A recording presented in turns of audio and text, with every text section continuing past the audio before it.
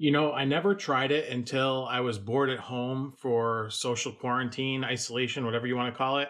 But cooking pizza in a cast iron skillet is amazing, and we're going to do that today.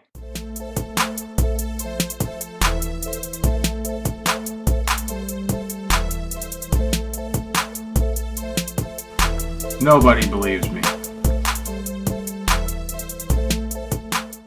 What's up, YouTube? Welcome back to the channel. Today we are going to cook pizza in a cast iron skillet. And actually, that reminds me, first thing I need to do, I got my skillet. I'm using, I don't know how big this thing is. Doesn't say anywhere. I want to say 11 inch. You need to get this in a screaming hot oven. So you want to preheat this for about 10 minutes at 500 degrees. So I'm going to throw that in the oven. I've always heard that cooking pizza on a cast iron skillet yields a really amazing pizza. I've never actually done it other than like a pan pizza with oil. In a sense, the heavy cast iron skillet simulates having a brick oven. Cast iron actually has quite a lot of surface area. Getting that nice and hot, you almost create like a non-stick surface for your pizza. When I tried this, and I posted a picture of social media, and I can't believe the amount of engagement that it got on Facebook. I think it got somewhere over 30 likes. My average is like between 3 and 6 likes on something. And on Instagram also, it went gangbusters. People clearly seem to love how it looks. I made that one with a store-bought dough from Trader Joe's. What I did in this case here, I made a 72-hour fermented pizza dough that I found on Baking Steel's website. So I made that dough. We have that here. This actually has not been fermenting the full time. I think this is 36 hours or about 40 hours since the first mix. It smells very yeasty. It's risen quite a lot. You can see it's got a nice big bubble in it. So we are going to use this in our pizza. And then the other things that you need, I buy shredded mozzarella. This one has only a little bit of cornstarch. I like to grate my own for the most part, but in this case here, this is a good substitute, saves you a little bit of time. And we're also going to have some pepperoni on that. And then once the pizza comes out of the oven, well, you need sauce too. Use your favorite pizza sauce. You can make pizza sauce. It's up to you how you want to do this. This is one thing that, you know, I like to buy it just because it's simple. You're making pizza. You don't want to be here all day. And then grated Parmesan to finish it at the end. That's basically it. Hey guys, do me a favor, hit like on this video right now. And also subscribe for more. Let me know in the comments section what other recipes that you want to see me make here. And we're going to do it, especially now we got a lot of time on our hands because we're stuck at home for some time. Let me know what you want to see. For the technique, roll out your dough nice and even, about the size of the bottom of the cast iron skillet. You could split the dough and make smaller individual pizzas. Each one takes between 10 and 15 minutes to bake completely. So once you have it rolled out, what you're going to do is transfer directly onto the cast iron. Now this is where it's going to be a little bit tricky because your hands in a hot pan, and this thing is going to be very hot when it comes out of the oven. You got to get it spread out, and I would say maybe even pull a little lip onto it. That's also challenging because you got the hot pan there. Do your best, but don't worry too much about it because after the first step, there's something that you can do to kind of form a crust if you really want it. But at the end of the day, you could even go edge to edge with this pizza. It's kind of to your liking. I adopted this recipe from Bon Appetit Brad Leone. He has you dust the bottom of the pan with cornmeal. I think that's more of an insurance policy so that the pizza doesn't stick.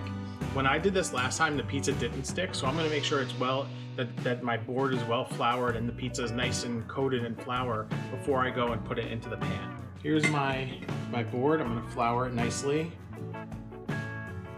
Now you can be liberal with that. You can knock off whatever's left over at the end. So there's our dough. Got my hands floured up a little bit. And we're coming right out onto the floured surface. I'm going to dust the top with a little bit of flour.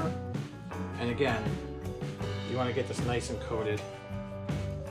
What's going to happen is as you stretch the dough out, you're going to get those areas that are going to be a little bit more wet.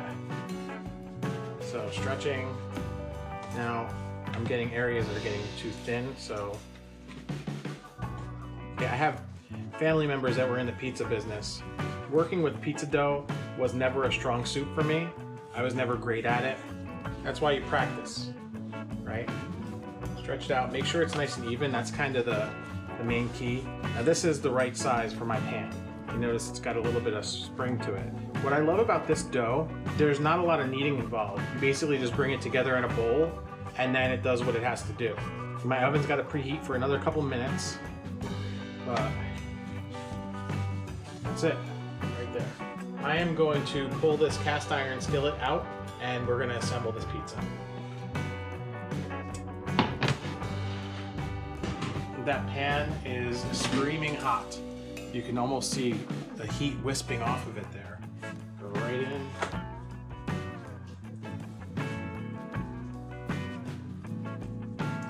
Try to make a little lip if you can, as much as possible. Don't burn yourself. And that's what it looks like. Now this is gonna bake for about 5 minutes. You want it, when you start to see it puff up, that's when you want to pull it out, and that's when we're gonna top it.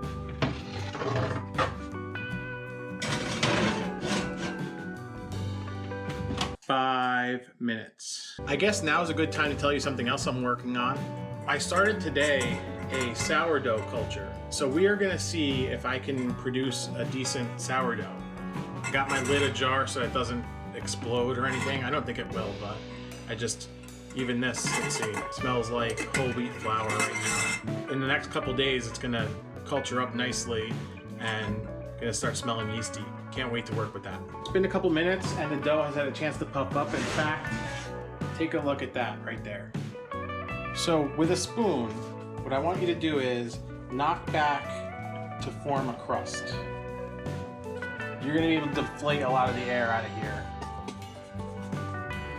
Now the smaller you make it, the better it's gonna be, because the other day my experience is, this thing made the crust puffed up quite a lot. It's not gonna hurt it if you press it down here. Again, you can go edge to edge with this pizza if you want. There you go. You wanna work kind of quickly here. The bottom of that is still working. So next up, red sauce. You can make this pizza whatever you want. You can put pepperoni like we're going to. You can put peppers and onions. You can put mushrooms. I'm not going to tell you how to top your pizza. You can put pineapple on it if you want. I don't care. I'm not one of those people that thinks pineapple's blasphemy. I just don't want it. Honestly, I don't want any watery toppings on top of pizza. So peppers, onions. If you're not going to cook that shit before you put it on top of the pizza, don't even come at me with it. Cheese. I'd say for a pizza this size, a good 3 to 4 ounces of cheese. Don't worry if it goes all the way to the end of the crust. Noah likes extra pepperoni. The other day, when I made the pizza, I asked him, is this enough pepperoni? He said no. Kid loves his cured meats, man. Now, when you put these toppings on, it's gonna weigh it down so that if it does puff up, it's not gonna like kill it. And now this goes right back in the screaming hot oven. There we go. Now, I would say 10 minutes. 10 minutes. It's been in the oven 6 minutes now, and I'm already starting to smell pepperoni, but I'm not gonna open it and check on it because I want the heat of the oven to kind of now, right now this cast iron is really hot, so it's cooking from the bottom, but I also want that convection to cook from the top. So you open that oven, all that nice hot air is gonna come out. So just leave it alone, let it go in there. In this case here, a little overdone is a little better than underdone. But let's take a quick peek. Can you see in there? I can see it's melting, I can see it bubbling. I don't know if you can see that, but we're not going in. Not yet. This is definitely a meal on the humbler side, you know, what could go wrong with just pizza? So what we've been doing is serving it on the side with a salad. I think I used half a bag of bread flour, minuscule amount of yeast, the cheese that you saw, which is about maybe half a bag of that cheese, some sauce, and the pepperoni. I think we spent, I'm gonna say, if we spent $6 on the ingredients for this pizza, it's a lot. And that includes, I have 3 more doughs sitting in the refrigerator now, ready for, the next meal. They're gonna make calzones. All right, so now we're going on 7 minutes. You're looking for basically 15 minutes total for the most part. All right, it's been 8 minutes. I'm gonna open her up. I think I'm gonna let it go 1 more minute in there because it's looking just about done. All right, time to pull it. And there's our pizza. You can see it is a bubbling cauldron of hot cheese and pepperoni. So what I'm gonna do now is loosen it up. I'm gonna just take a peek on the bottom. Actually, you know what? I'm gonna put this back in. I'm not satisfied with the bottom of that thing. 2 minutes. Remember, this is extremely hot, so be very careful working with that cast iron. Now's the time to make sure it's loose. You see, it did not stick even a little bit, okay? You can see the under crust there. It's got a little color, not a lot. We're gonna come right out. How's it look? Amazing, right? Now, I just forgot a step that I've been forgetting every single time, and that's the Parmesan cheese. You want to do that when this is nice and hot, and just a little sprinkle. This is just to accent the taste a little bit. Parmesan is it's mild, but it has a pretty forward taste. And there it is. And there it is. I'm gonna crack into this. We'll get some reactions at the table. Let you know how it tastes. So I got my nice thick slices here. You can see that. We're ready to eat, guys. I'm gonna use a little sriracha ranch on top of my salad. And what do you got there, Noah? Nothing. Looks like pizza to me. Oh. I don't think Noah's gonna react to the pizza today, but I am. Let's take a bite. No.